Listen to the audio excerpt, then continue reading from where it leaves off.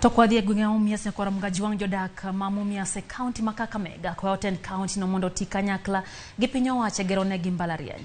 Kane giloso gi jofwambo jodak go ywak ni chenro mar gero mbalariany nosechakre kendo lo noseyangi mar gedo mak mana ni chenro no chung gino makoro gikwayo piny owacho mondo mionon matut. Bende gimedo ni ponono ni mbalariany oger ohala biro nyak kendo tingo ochumi mar gweng malo.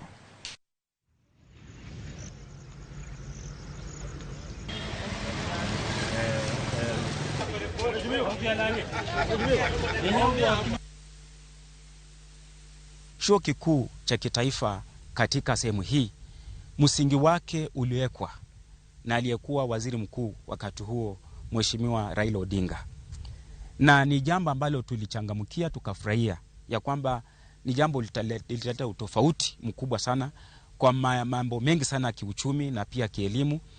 Lakini uongozi ambao ulikuwekwa wakati huo, viongozi na watu ambao walikuwa na ushawishi mkubwa kwa eneo hili waliweza kuharibu mpangilio huo, na hayo maono yakaonekana ni kama yamekufa. Tumekuja pamoja wafanyabiashara, wanabodaboda, mama mboga na wazee wa hii mtaa ili tuhakikishe kwamba tukirequest national government na serikali yetu ya county ishirikiane pamoja tuhakikishe kwamba tunaletewa university hapa. Manake venye unaelewa university kikuja hapa itaboresha uchumi wa hili eneo. Si Mumias tu West peke yake ama Mumias sub-county peke yake, itaathiri hata Butere sub-county na hata Matungu pia itanufaika tukiletewa university hapa. Hali ya maisha imekuwa magumu, tuna imani ya kwamba mnapotuletea university hali itakuwa sawa, uchumi itaimarika, biashara itakuwa mzuri. Sisi tuko chini kabisa.